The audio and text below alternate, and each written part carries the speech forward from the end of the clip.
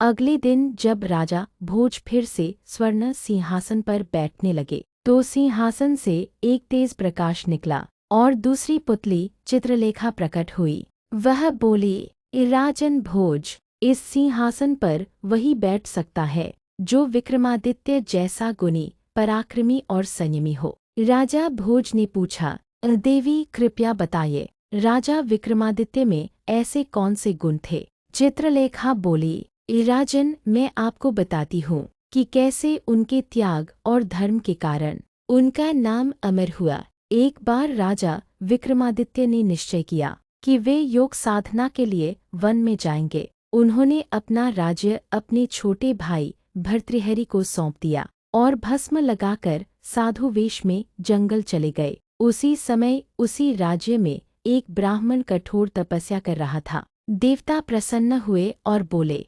तुम्हारी तपस्या सफल हुई, यह दिव्य फल लो, जो इसे खा लेगा वह अमर हो जाएगा। ब्राह्मण बड़ा प्रसन्न हुआ। ब्राह्मण वह फल घर लाया और पत्नी को दिया। पत्नी लालच में आ गई और बोली, इस फल को राजा को दे आओ, बदले में धन मिलेगा। ब्राह्मण उसकी बात मान गया और राजमहल में जाकर फल राजा भर्तृहरि को दे आया। राजा भर्तृहरि अपनी रानी पिंगला से अत्यंत प्रेम करते थे। उन्होंने वह फल रानी को दे दिया, परंतु रानी का प्रेम किसी और से था, नगर के कोतवाल से। उसने वह फल कोतवाल को दे दिया।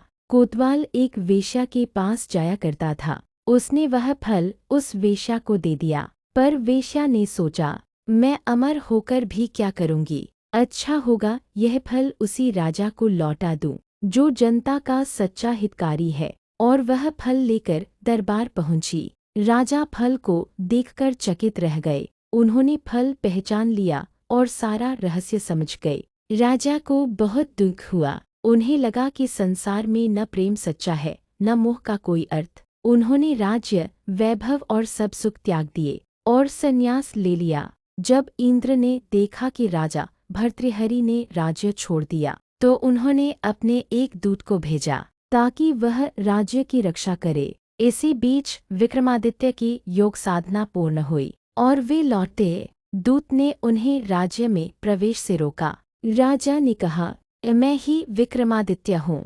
दूत बोला, सिद्ध करो। दोनों के बीच भीषण युद्ध हुआ। अंत में विक्रमादित्य ने इंद्रदूत को पराजित किया। दूत बोला, महाराज, आप सचमुच महान हैं। मैं भविष्य में आपके कार्य में सहायक रहूंगा।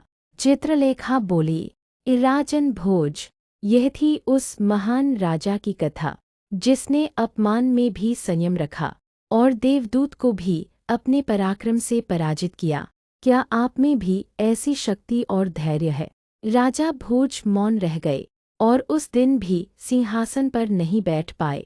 इस प्रकार समाप्त हुई दूसरी पुतली चित्रलेखा की कथा, जो सिखाती है, इस सच्चे राजा का वैभव उसके धन से नहीं, उसके संयम और धर्म से होता है।